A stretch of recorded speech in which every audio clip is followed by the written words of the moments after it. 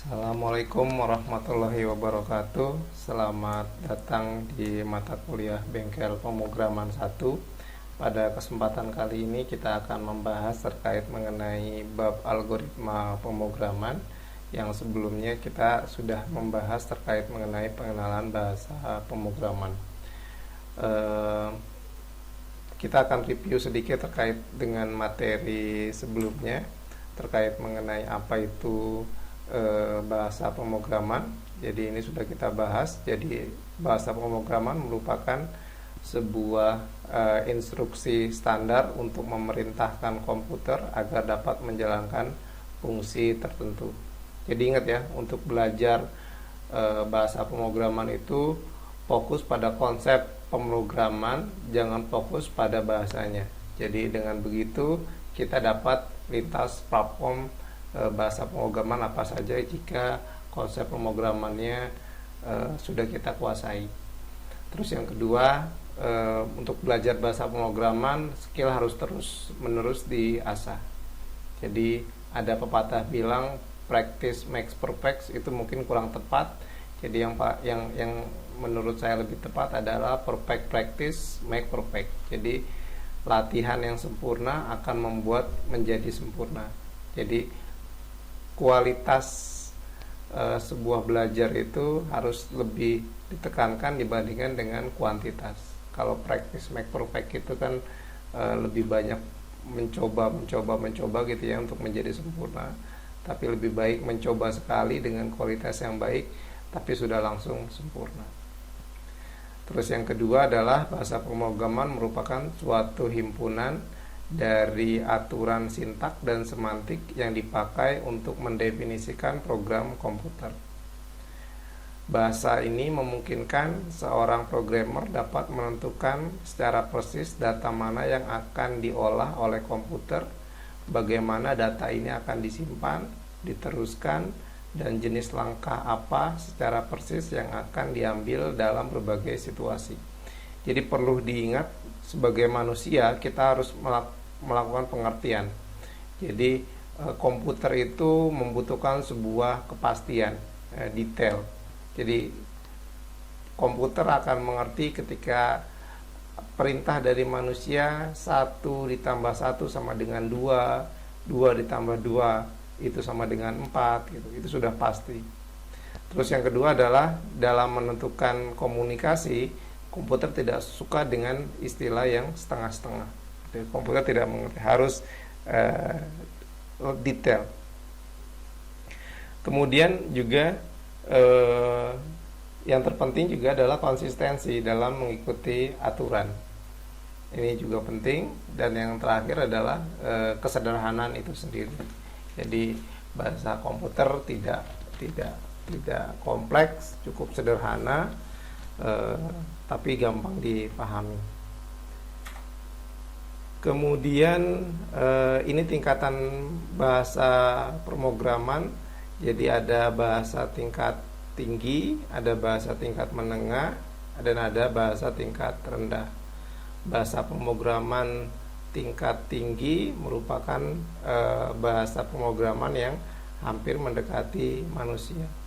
Contohnya adalah misalkan seperti JavaScript gitu ya, seperti ActionScript, Python.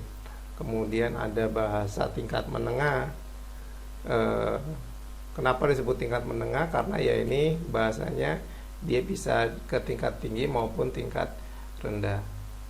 Terus yang ketiga adalah bahasa tingkat rendah. Bahasa pemrograman masuk tingkat ini karena bahasa ini masih jauh dari bahasa manusia. Dia lebih dekat ke arah mesin. Kalau saya gambarkan secara ilustrasi, misalkan di sini adalah manusia, yang di bawah adalah komputer. Ini misalkan di sini CPU, kemudian di sini adalah manusia.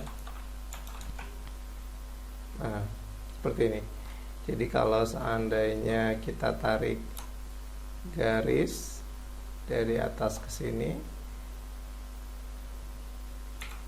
ini yang disebut dengan high level language gitu ya. Terus yang di bawah sini kita sebut dengan low level language atau bahasa tingkat rendah. Contoh bahasa masing-masing di sini tadi kita sebutkan, di sini ada Visual Basic, ada JavaScript gitu, ada ActionScript.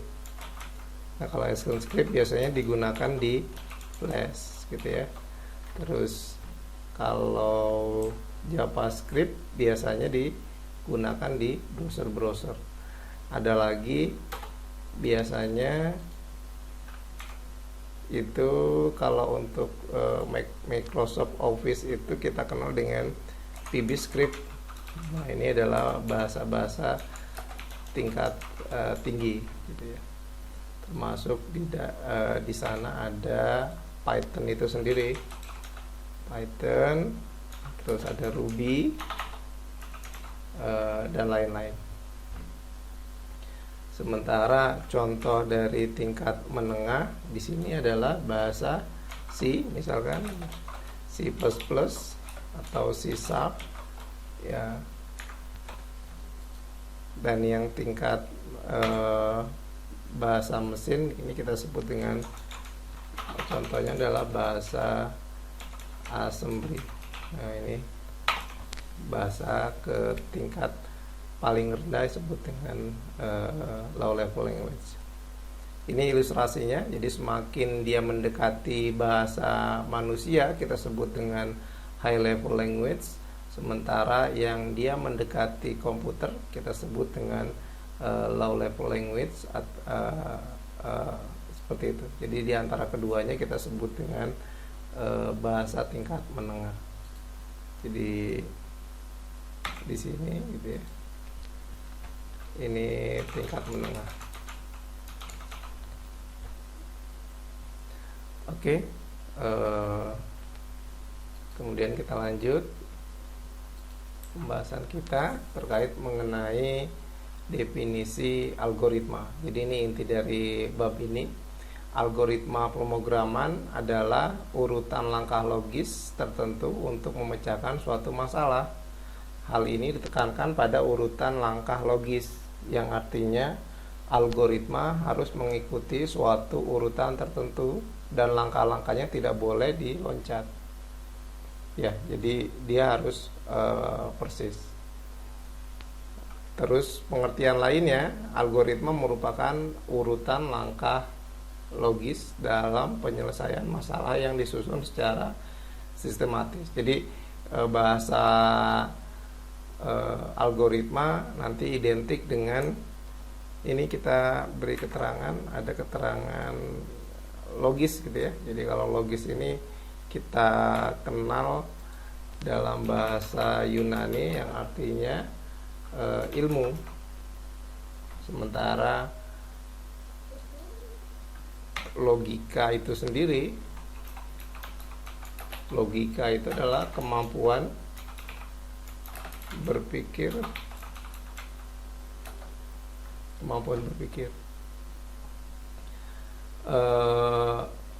jadi definisi lain disebutkan kemampuan seseorang manusia untuk berpikir dengan akal tentang suatu permasalahan yang dapat menghasilkan sebuah kebenaran, dibuktikan dan dapat diterima akal.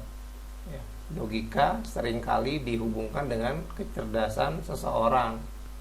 Jadi orang yang memiliki logika paling bagus biasanya disebut dengan pribadi yang cerdas. Oke. Sebagai informasi, algoritma ini pertama kali ditemukan itu oleh, masih ingat? Ada yang ingat? Dia adalah seorang ilmuwan Arab disebut dengan Abu Ja'far Muhammad Ibnu, panjang namanya, Al-Khwarizmi. Nah, ini. Atau yang kita kenal disebut dengan Al-Khwarizmi gitu ya. Jadi ilmuwan dari Arab Saudi.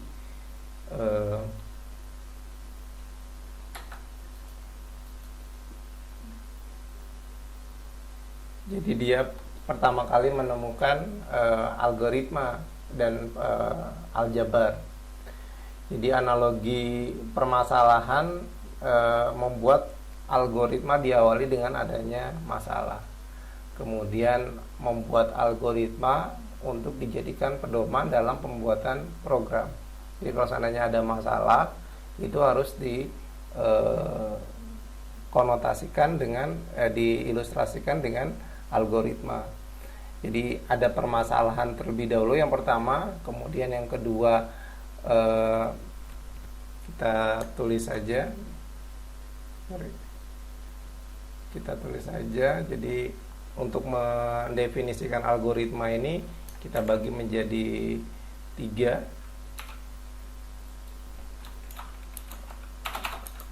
Analogi, saya catat saja.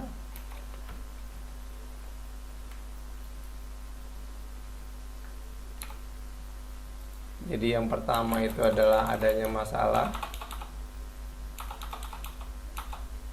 Terlalu dekat. Analogi.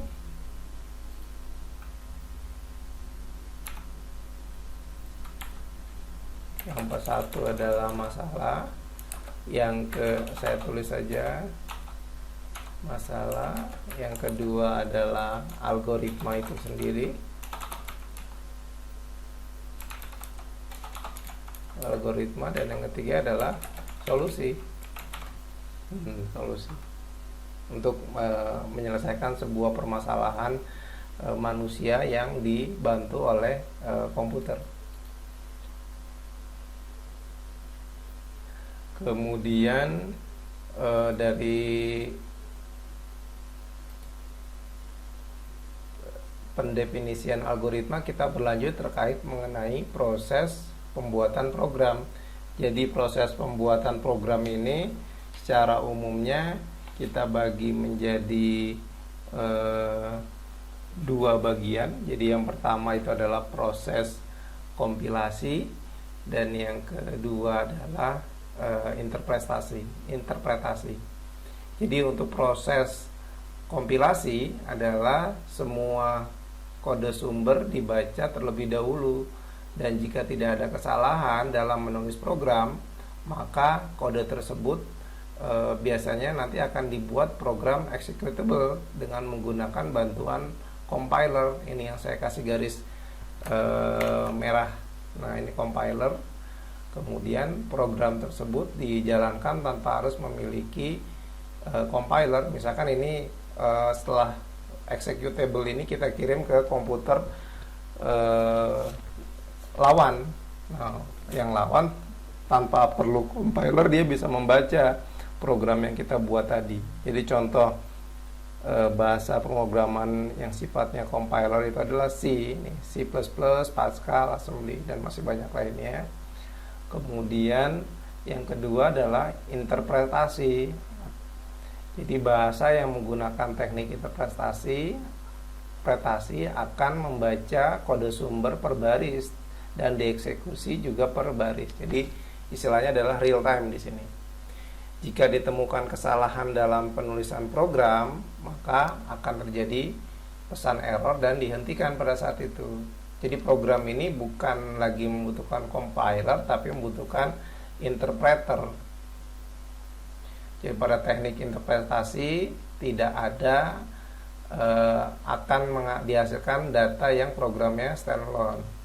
Artinya untuk menjalankan program kita harus mempunyai kode sumbernya sekaligus interpreter program tersebut. Contoh dari aplikasi penggunaan interpretasi ini adalah Python, Ruby, jadi Perl, dan masih banyak lainnya. Terus yang ketiga adalah program hybrid. Jadi ini adalah penggabungan antara teknik kompilasi dan teknik interpretasi. Jadi misalkan adalah bahasa Java. Dalam proses pembuatan shortcode ini diubah ke dalam bytecode terlebih dahulu.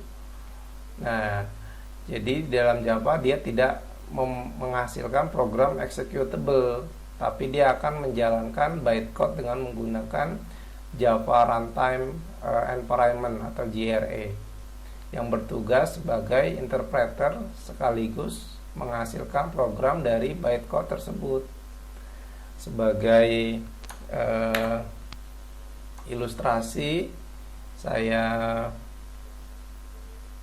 berikan gambaran sebentar. Nah, ini. Jadi misalkan saya mempunyai sebuah komputer A, gitu. Sedang menggambar komputer. Ini adalah komputer A, kemudian ini adalah komputer B. Jadi teknik pertama yang akan kita jelaskan adalah compilation gitu ya. Jadi yang pertama adalah seorang programmer, dia membuat sebuah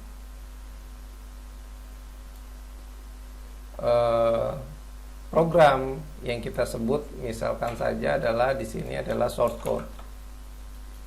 Source code tersebut kemudian oleh programmer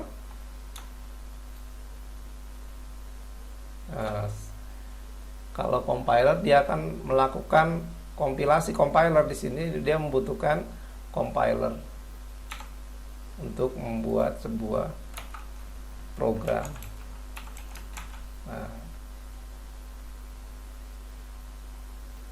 Maka kita sebut saja di sini dia sudah mempunyai sebuah file yang sifatnya executable gitu. Setelah itu setelah sudah komputer A sudah membuat program executable, dia akan mengirimkan ke komputer B. Nah, di komputer B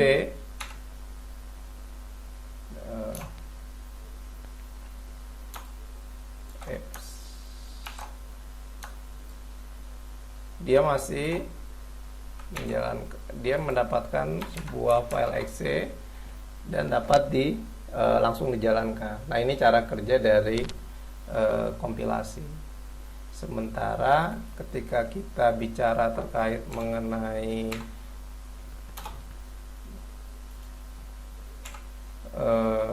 interpreter, penjelasannya adalah interpretation sama seperti tadi. Misalkan kita punya dua buah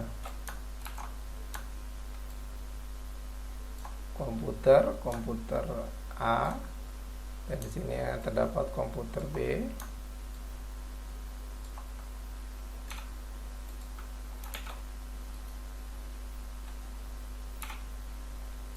Komputer B.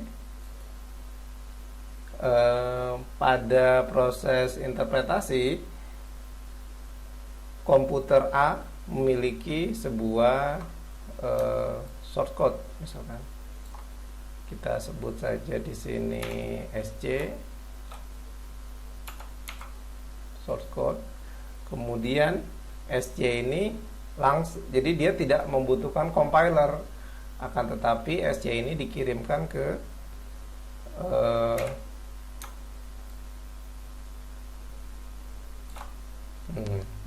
ke komputer B.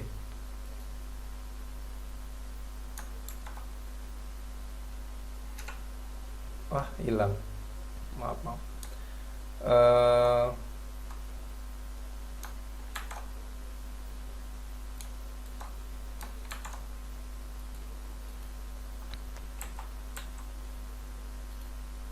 Oh, ini dia.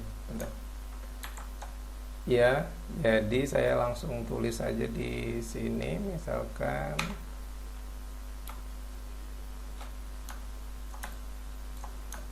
langsung saja ya. Jadi tadi dikirimkan ke komputer B, anggap saja di sini B. Nah, di B sini tadi kan sudah dikirimkan dalam bentuk SC ya, SC shortcode. Nah, di SC ini dia tidak membutuhkan compiler, tapi dia membutuhkan sebuah interpreter untuk menjalankan itu. Jadi proses dari sini kita sebut dengan interpreter. Dia membutuhkan interpreter untuk menjalankan shortcode yang digunakan. Jadi kelebihan interpreter nanti dia bersifat real time. Tadi kalau seandainya ada error, dia bisa langsung kebuka. Jadi contoh dari penggunaan interpreter yang sering kita temukan sehari-hari itu adalah ini, apa namanya, JavaScript. Nah, JavaScript di browsernya kita, JavaScript. Jadi untuk membuka sebuah website pasti rata-rata hampir semua browser sudah menggunakan JavaScript. Jadi JavaScript ini digunakan untuk menerjemahkan bahasa yang dibuat oleh shortcode tadi gitu. Jadi nanti dia secara real time akan didefinisikan program apa yang sedang dibuat atau dibaca. Jadi keuntungan teknik interpreter ini kita dapat mendapatkan sumbernya juga, shortcode-nya gitu. Terus juga mana yang lebih baik antara kompilasi dengan teknik interpretasi gitu ya. Jadi kita definisikan lagi misalkan terkait mengenai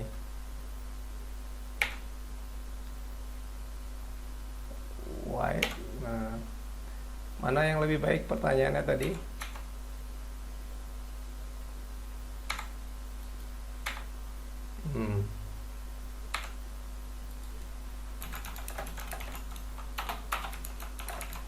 Baik antara compiler dengan interpretasi. Jadi kalau untuk compiler dulu yang pertama, saya tulis saja di sini. Maka compiler akan mempunyai kelebihan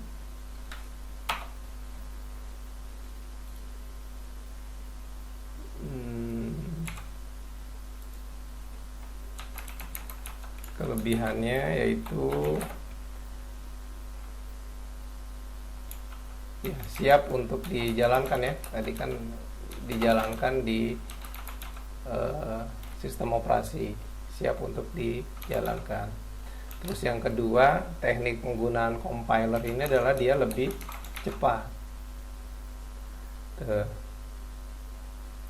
Termasuk keuntungan laginya adalah shortcode-nya tidak terlihat di sisi komputer lawan.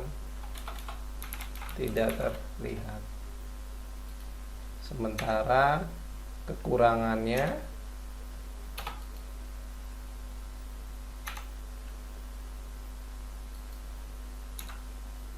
kekurangannya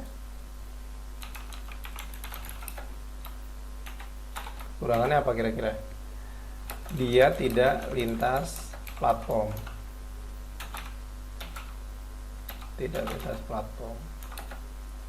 Kemudian tidak fleksibel juga.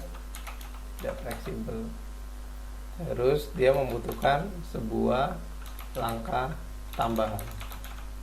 Ya, ada banyak kita. Jadi kita perlu menginstal, perlu melakukan compiler, di sisi agar dapat melakukan file yang bersifat executable. Sementara ketika kita menggunakan teknik interpretasi,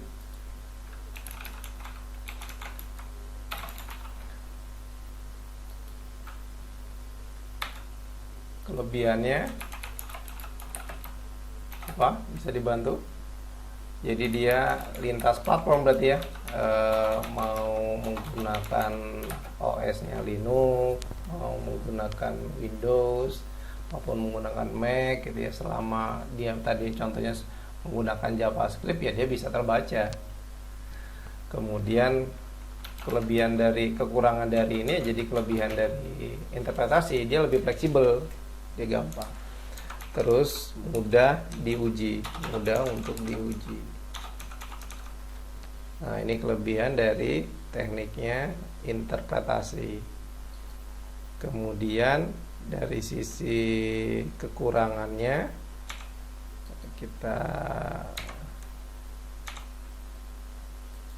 kekurangan dari teknik interpretasi berarti dia butuh interpreternya. Kalau itu butuh compiler, kalau ini butuh interpreter di setiap komputer klien yang ingin membaca sebuah data. Nah, teknik ini ternyata lebih lambat dibandingkan dengan teknik menggunakan compiler, karena dia membacanya satu persatu baris. Jadi kalau seandainya dia ada yang error, dia langsung berhenti saat itu juga. Kemudian salah satu kelebihannya adalah shortcut lebih mudah diakses. Nah, hati-hati ya kalau seandainya shortcut yang lebih mudah diakses, khawatirnya program yang misalkan license yang menurut kita ini program penting, tapi karena menggunakan teknik ini dia dapat mudah terbaca. Nah, itu yang disebut dengan kelebihan dan kekurangan. Kemudian tadi kita sebutkan ada program hibrid ya. Jadi ada program tambahan yang kita sebut dengan program hibrid. Nah, kita sebut saja di sini ada teknik ketiga yang disebut dengan hibrid, atau ada bahasa lain disebut dengan intermediate language atau IL, atau ada yang disebut juga dengan istilah bytecode. Nah, ini jadi cara gambaran garis besar saja. Misalkan kita punya komputer A, terus mengirimkan data ke komputer B. Dari A dia membuat sebuah shortcode, kemudian dia melakukan compile. Nanti compile ini datanya tidak dalam bentuk executable. Teknik compile di sini, ini compile, tetap compile, tapi file yang dihasilkan di sini tidak executable, tapi dalam bentuk intermediate language. Jadi intermediate language ini nanti akan dikirimkan ke komputer B. Nah, jadi di sini masih dalam bentuk intermediate language tadi. Nah, di intermediate language nanti komputer B dia akan membaca filenya dengan teknik ini, JIT compilation. JIT itu singkatan dari just in time. Nah, jadi teknik ini adalah menjalankan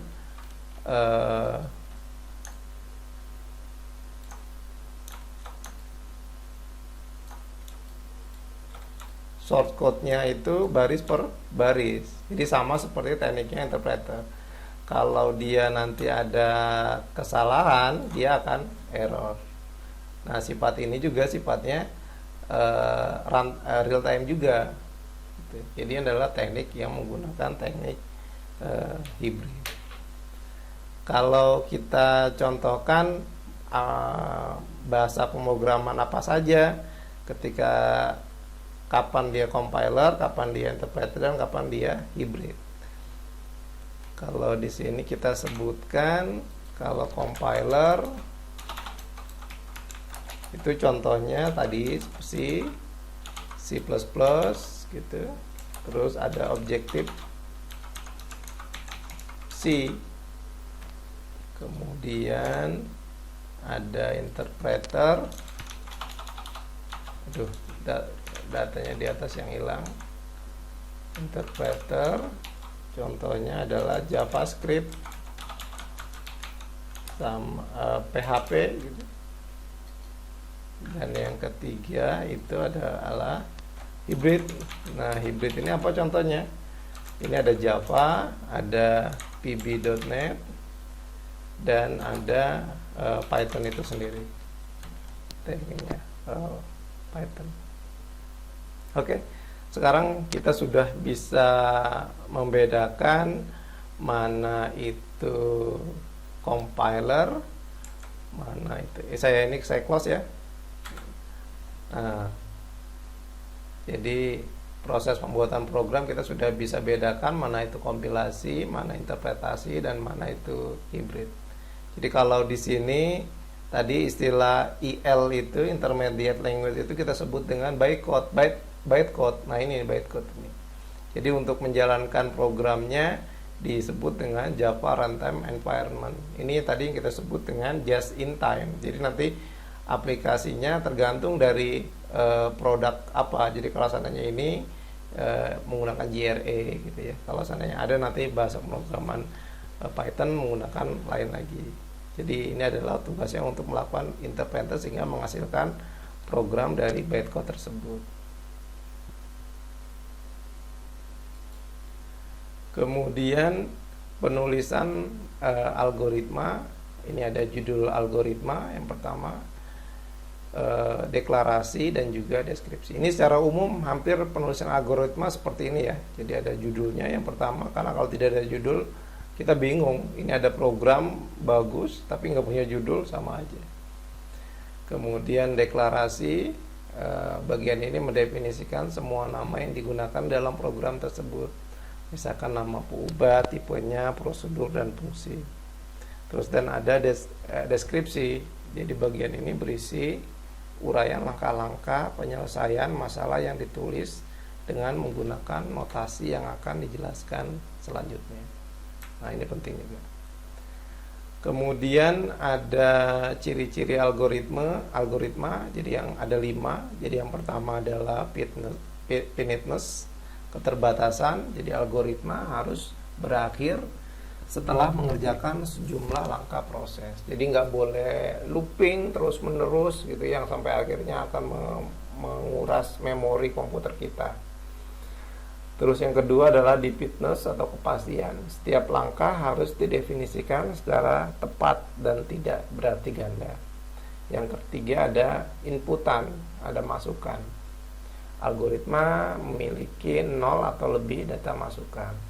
Yang keempat adalah output atau keluaran. Jadi algoritma mempunyai 0 atau lebih hasil keluaran. Yang kelima adalah effectiveness atau efektivitas. Jadi algoritma harus efektif. Langkah-langkah algoritma dikerjakan dalam waktu yang wajar. Sifatnya juga perlu kita pahami.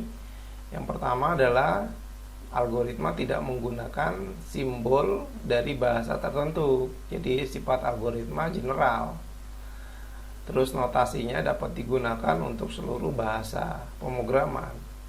Tidak bergantung pada satu bahasa pemrograman tertentu. Dan yang terakhir adalah algoritma merepresentasikan suatu urutan kejadian secara logis. Nah, ini yang penting. Nah, terus untuk jenis-jenis algoritma secara umum kita bagi menjadi 3 bagian. Jadi yang pertama adalah algoritma narasi, yang kedua adalah algoritma pseudocode, dan yang ketiga adalah algoritma flowchart. Kita bahas terkait mengenai algoritma narasi. Jadi algoritma narasi biasanya penguraian dari apa yang ingin kita kerjakan. Contohnya misalkan di sini nih, diberikan data berupa nama dan nilai mahasiswa. Jadi jika nilai mahasiswa lebih besar atau sama dengan 60, maka mahasiswa tersebut lulus. Sedangkan jika nilainya lebih kecil, maka mahasiswa tersebut dinyatakan tidak lulus. Maka untuk membuat sebuah algoritma narasi sederhana di atas, kita lihat bahwa yang pertama adalah baca nama dan nilai mahasiswa. Kemudian ini ada aturannya. Jika nilai lebih besar dari 60, maka jadi maka ini keterangan ini harus lebih menjorok lagi ke dalam nih. Jika dinyatakan keterangannya ada lulus, tetapi else, kalau bahasa ininya if, ini else, jika tidak, maka keterangannya mahasiswa tersebut tidak lulus. Jadi kalau seandainya nanti inputannya nilainya adalah 60, maka mahasiswa tersebut lulus karena keterangannya di sini adalah lebih besar sama dengan 60. Akan tetapi kalau seandainya mahasiswa tersebut mendapatkan nilai 59,999, maka mahasiswa tersebut dinyatakan tidak lulus. Nah, itu contohnya. Kemudian bagaimana dengan algoritma semu, kode semu atau pseudocode? Jadi pseudocode adalah deskripsi tingkat tinggi informal serta ringkasan algoritma pemrograman komputer dengan menggunakan konveksi struktural dalam bahasa pemrograman. Jadi pseudocode ini sebenarnya kode yang mirip dengan pemrograman sebenarnya. Jadi sifat pseudocode ini biasanya tidak baku gitu. Jadi pseudo itu artinya imitasi gitu ya, kode itu kode. Jadi tidak memiliki aturan baku dalam penulisannya. Bahasa pemrogramannya pun juga harus umum berlaku untuk lihat di sini. Ini contoh misalkan algoritma kelulusannya. Kita lihat jika mahasiswa tadi sama lebih besar dari 60 dinyatakan lulus, akan tapi lebih kecil dari 60 dinyatakan tidak lulus, maka deklarasinya harus disebutkan juga. Misalkan nama string gitu ya, nilai integer, keterangan string. Maka algoritmanya kita tulis read, terus ada if, keterangan lulus, else, keterangan tidak lulus. Tulis namanya. Nah, ini adalah contoh dari pseudocode. Nah, ini saya bandingkan antara algoritma permasalahan, kemudian di sampingnya adalah contoh dari pseudocode dari permasalahan yang ada di tabel sebelah kirinya. Dan yang terakhir adalah algoritma flowchart. Jadi flowchart ini kita disebut dengan diagram alur. Jadi menunjukkan atau menggambarkan alur dari sebuah program mulai dari pertama kali dijalankan hingga program tersebut ditutup. Flowchart ini merupakan sebuah sistem standar yang sudah umum digunakan oleh para programmer dan juga pengembang aplikasi dalam menyusun atau membuat sebuah program dan juga aplikasi.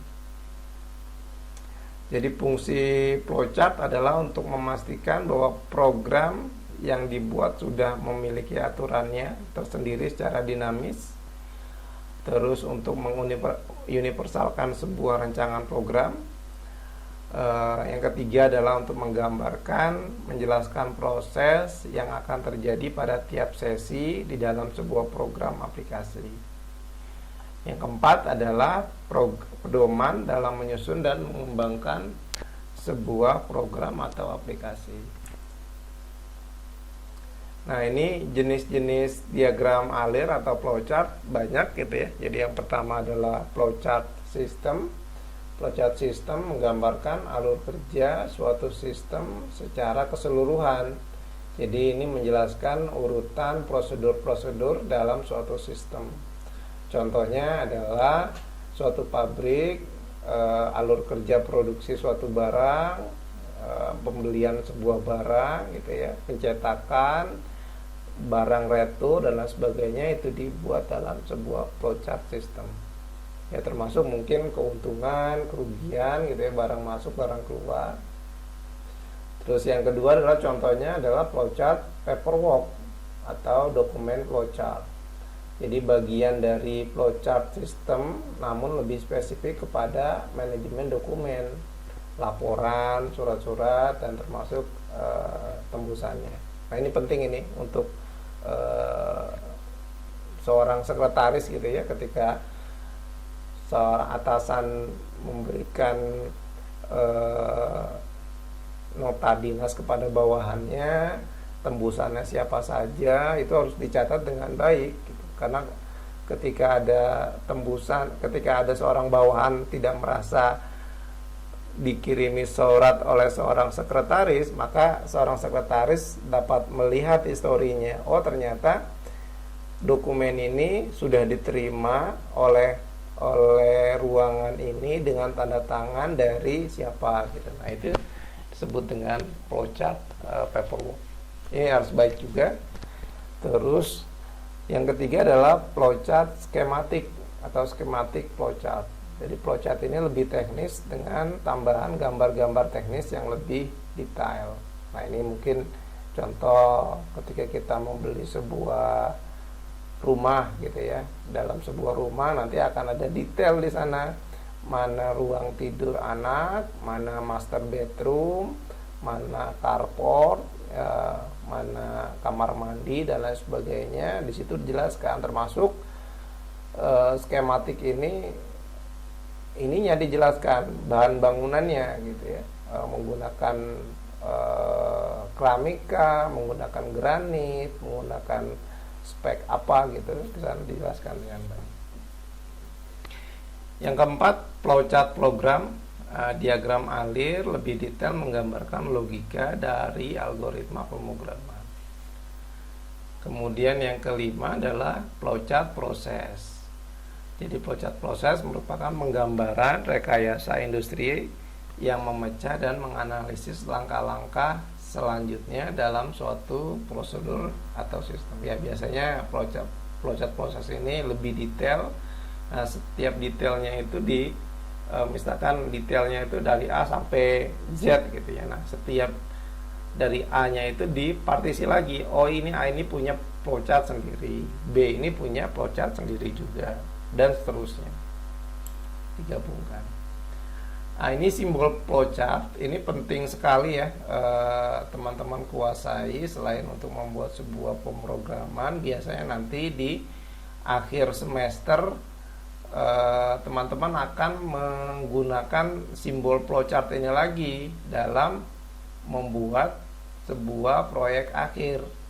Nah, jadi kapan menggunakan simbol terminator, kapan menggunakan garis alir, kapan menggunakan preparation gitu ya, input output, terus ada decision, ada on page connector, ada off page connector. Nah, ini jadi jangan sampai salah. Jadi banyak teman-teman di sidang proyek akhir itu ketika menggambarkan sebuah flowchart, gambarnya kotak semua gitu ya, nggak ada istilahnya decision gitu. Decision itu kan keputusannya apakah semua perintahnya dinyatakan benar atau salah. Ketika benar dia ke bawah, ketika dia salah dia harus mengulang lagi pada proses sebelumnya gitu. Nah, ini adalah contoh sebuah flowchart. Jadi pertama ini ada start, mulai. Nah, ini ada terminator. Kemudian ada input bilangan. Nih, lihat di sini adalah sebuah input. Jadi kalau input bilangan tuh nanti di sistem aplikasinya kita masukkan angkanya 4 gitu misalkan. Hitung sisa bagi. Nah, ini ada kotak. Kotak apa tadi? Kotak itu adalah proses. Hitung sisa bagi antara bilangan dengan 2. Ini apa nih? Agar flowchartnya tidak panjang dan gampang terbaca, ini adalah istilahnya on page connector. Nah, ini 0. on page connect. Artinya ini terhubung dari A sini ke hubung sini. Daripada kita panjang sampai bawah, nanti nggak kebaca ininya flowchartnya. Lebih baik kita gambarkan di samping. Apakah sisa 0? Kalau sisa 0 dia ke bawah, cetak ini genap. Tadi 4 kalau saya masukkannya. Kalau dibagi dengan bilangan 2 sisanya 0 pasti. Dia pasti genap. Tapi kalau saya bilangannya 3, apakah sisanya 0? Tidak kalau dibagi 2. Sisanya 1. Oh tidak, disebut dengan bilangan ganjil. Program selesai. Nah ini adalah contoh dari flowchart bilangan ganjil atau genap. Nah ini adalah contoh flowchart tahun kabisat. Jadi tahun kabisat kita tahu sendiri bahwa ada 1 hari tambahan nih ketika di bulan Februari gitu ya, untuk menyesuaikan keadaan astronomi ini. Ini disebut dengan tahun kabisat. Jadi Februari memiliki 29 hari pada tahun-tahun yang ternyata tahun kabisat itu bisa dibagi dengan angka 4. Nah, kita lihat nih, kalau kita membuat sebuah flowchartnya ada input tahun, misalkan tahun 1984. Ketika apakah tahun tersebut dibagi 4, ada modulusnya, sisanya sama dengan 0. Jika iya, oke, ini adalah tahun kabisat. Akan tetapi kalau bukan, cetakannya adalah maaf, ini bukan tahun kabisat gitu. Nah, mudah ya untuk flowchart. Ya, ini termasuk juga adalah flowchart diskon barang. Jadi untuk menentukan nilai berapa sih pembeli itu mengeluarkan uangnya ketika diskonnya 10% gitu ya. Misalkan dari 1.500.000 10% berapa. Oke, pembuatan pedoman pembuatan diagram alir. Jadi yang pertama, flowchart digambarkan dari halaman atas ke bawah atau dari kiri ke kanan. Aktivitas yang digambarkan harus didefinisikan secara hati-hati, dan definisi tersebut harus dapat dimengerti oleh semua usernya, konsumen yang membaca itu. Kapan aktivitas dimulai dan berakhir harus ditentukan secara jelas. Setiap langkah dari aktivitas harus diuraikan dengan menggunakan deskripsi kata kerja, misalnya nilai akhir mahasiswa. Setiap langkah dari aktivitas harus berada pada urutan yang benar. Lingkup dan range dari aktivitas yang sedang digambarkan harus ditelusuri dengan hati-hati. Percabangan-percabangan yang memotong aktivitas yang sedang digambarkan tidak perlu digambarkan pada flowchart yang sama. Jadi nanti simbol konektor harus digunakan dan percabangan diletakkan pada halaman terpisah, atau hilangkan seluruhnya bila percabangannya tidak berkaitan dengan sistem. Ini clear ya? Terus gunakan simbol-simbol flowchart yang standar. Jadi karena pengen bagus, saya pengen gambarnya bergerigi gitu. Kotak sih, tapi bergerigi. Nah, itu enggak standar. Sekarang kita bedakan mana itu algoritma, flowchart, dan pseudocode. Jadi kalau algoritma adalah menggunakan bahasa tingkat tinggi, biasanya bahasa Inggris. Terus flowchart itu menggunakan simbol berbentuk gambar, sementara pseudocode menggunakan bahasa tingkat tinggi yang menyerupai kode program. Kalau algoritma juga sifatnya tidak standar, flowchart standar. Nah, pseudocode juga sama, tidak standar. Algoritma mudah dibaca, flowchart mudah dimengerti, dan ya, jadi semuanya ini harus gampang ditelaah. Terus algoritma tidak dapat langsung dibuat programnya. Terus flowchart tidak dapat langsung dibuat programnya juga. Tapi kalau untuk pseudocode bisa mengganti saja, langsung dibuat programnya. Algoritma berupa ide sama flowchart juga, tapi pseudocode sudah hampir dalam bentuk implementasi. Unsur-unsur diagram alir kita bagi menjadi 2. Yang pertama adalah percabangan. Jadi cara sederhana adalah pemilihan alur yang diambil dari beberapa opsi yang ada, tergantung dari kondisi yang ingin dicapai. Nanti kita lihat contohnya. Kemudian yang kedua adalah perulangan, digunakan untuk mengulang sebuah proses. Jadi pengulangan ini terus menerus sampai didapatkan kondisi tertentu. Oke, struktur dasar pemrograman ini perlu saya sampaikan juga.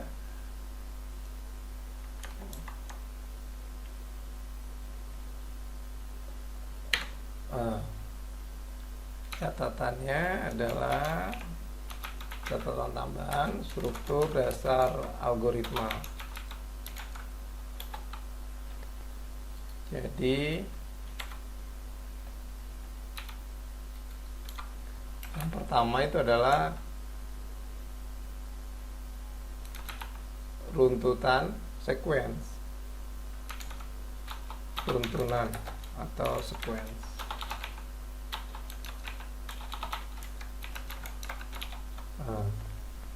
Kemudian yang kedua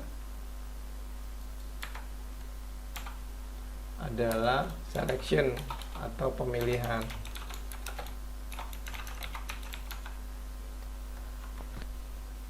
Jadi untuk membahas struktur algoritma, yang pertama adalah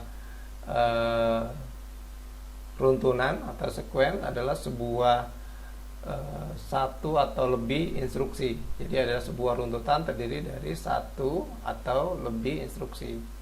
Setiap instruksi dikerjakan secara berurutan. Jadi kalau seandainya tidak berurutan, maka nilainya akan error. Contoh misalkan kalau dia tidak runut, misalkan ada contoh 4 ditambah 3 dikali 7. Kali 7.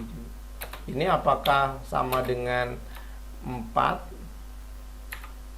ditambah 4 ditambah 3 dikali 7. Nah, ini tentu tidak sama. Gitu ya.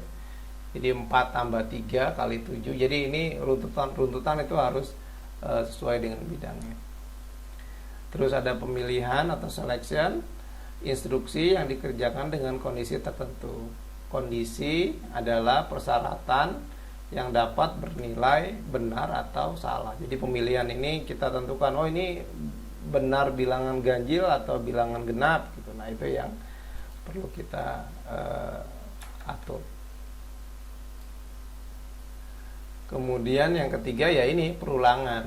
Tadi kan ada satu runtunan, yang kedua selection, dan yang ketiga adalah pengulangan atau repetition. Jadi contoh-contoh nanti pengulangan kita akan bahas ini seperti for, ada while gitu ya, repeat dan lain sebagainya. Nah, ini kita bahas dulu dari flowchart percabangan. Nanti kita bahas flowchart percabangan yang ini, kemudian nanti yang perulangan. Jadi flowchart percabangan ternyata bersumber lagi, ada beberapa jenis percabangan. Ada yang sederhana, ada yang bersarang, dan ada yang kompleks. Dalam strukturnya memungkinkan pemilihan atas perintah yang akan dijalankan ya, karena ada percabangan tadi ya. Jadi dia nanti akan membuat sebuah keputusan, pengambilan keputusan.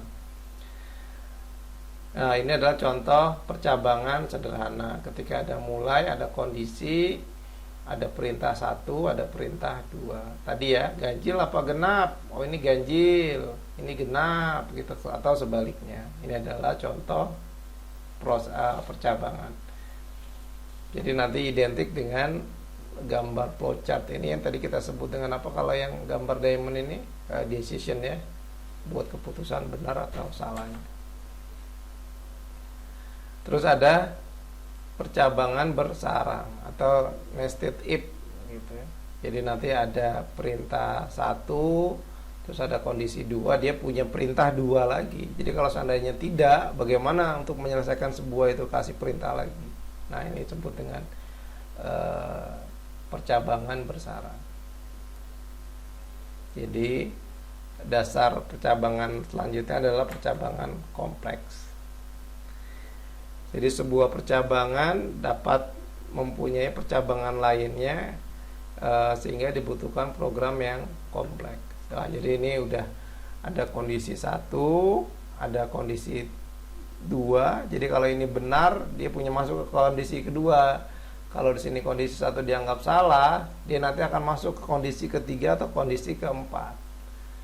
Contoh misalkan untuk yang sekarang ini gitu ya, apakah Anda pernah berpergian ke luar negeri gitu ya, terus atau tidak gitu. Misalkan jawabannya pernah, maka di situ keputusan yang pertama, kondisi yang pertama adalah kita dianggap sebagai pasien yang bukan pasien, orang yang mempunyai tingkat high risk yang tinggi. Maka nanti akan ada pertanyaan lagi karena kita keluar negeri.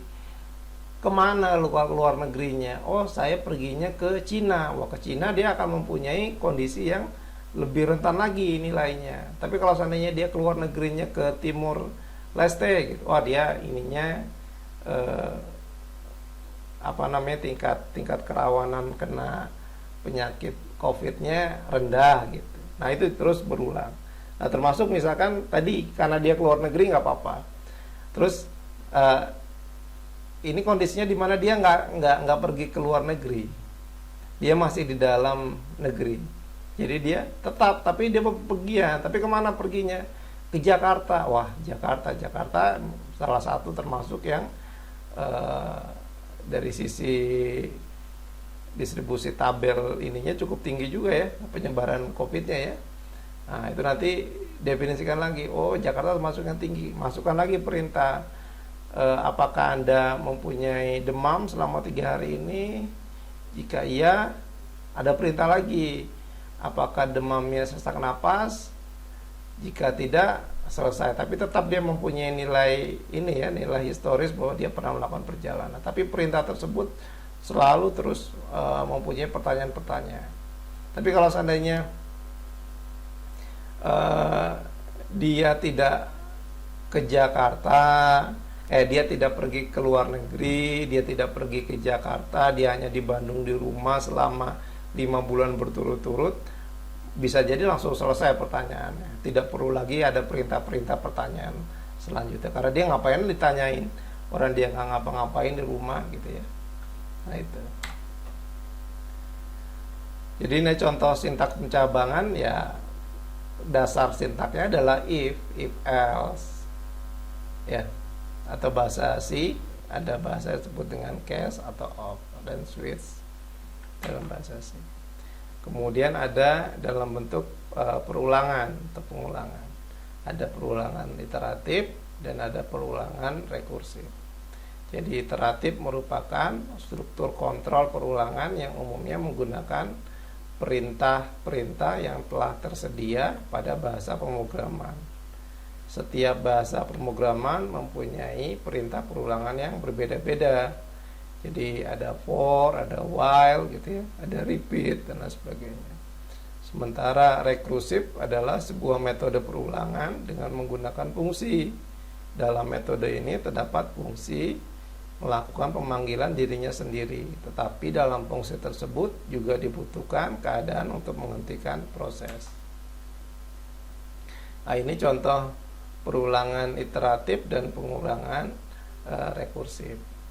Jadi nanti di sini biasanya akan ada ini istilah-istilah and gitu ya. Kalau dia tidak, tadi rekursif kan dia dapat melakukan pemberhentian di satu waktu kalau seandainya dia tidak tepat nilainya. Nah, ini adalah iteratif. Jadi kalau iteratif itu akan melakukan terus-menerus pemanggilan sampai hasilnya yang ingin dicapai. Oke, kita coba latihan soal untuk memahami ini. Jadi nanti coba saya buat latihannya sederhana. Konversikan flowchart gambar di samping ke dalam bentuk algoritma. Nah, ini konsumen datang, konsumen memilih menu, jadi pesanan, menu terpilih, stoknya masih ada, kalau tidak ke atas lagi, pesanan diproses. Nah, ini coba dibentukkan dalam bentuk algoritma. Nah, ini dibalik sekarang, ini algoritmanya ada nih, tapi tolong dibuatkan dalam bentuk flowchart. Nah ya, Ini flowchartnya sudah ada, tapi harus dibentukkan dalam algoritma nomor 1. Nomor 2, algoritma yang sudah ada tapi dibentuk dalam bentuk flowchart. Ini flowchart masih seleksi mahasiswa baru. Yang pertama, calon mahasiswa datang ke bagian pendaftaran, membeli dan mengisi, membayar uang kuliah awal, mengumpulkan dan menyelesaikan persyaratan, menerima kartu mahasiswa, mengikuti orientasi dan kuliah. Nah, ini coba nanti tolong dibuatkan. Nah, saya kasih clue di sini, misalkan nomor 5 ada jika persyaratan lengkap. Nah, kalau tidak gimana nih? Balik ke nomor berapa gitu kan? Nah, itu nanti di sini ada gambar apa tadi? Ada diamond ya, ada keputusannya, ada decision di sini. Selanjutnya nomor 3, nyalakan kompor, letakkan. Nah, ini saya sengaja mengambil contoh-contoh soal yang sifatnya umum. Jadi nanti untuk buat program-program yang teknis, kalau ini sudah bisa, ya yang itu juga bersama cara kerjanya ya. Nanti silakan dikerjakan. Kemudian untuk kesimpulannya, penyusunan aspek proses logika dari suatu pemecahan masalah tanpa melihat karakteristik bahasa pemrograman. Jadi urutan notasi logika yang merupakan hasil analisis dan rancangan untuk menggambarkan urutan langkah kerja yang dikerjakan akan membawa ke tujuannya. Jadi urutan logika adalah langkah kerja untuk menyelesaikan suatu masalah. Oke, mungkin itu saja dari saya. Terima kasih sudah berpartisipasi pada bab kali ini tentang algoritma pemrograman. Mudah-mudahan bisa dipahami, kita dapat ilmu yang bermanfaat juga. Kalau ada pertanyaan bisa langsung ditanyakan. Oke, saya tutup dulu. Assalamualaikum warahmatullahi wabarakatuh.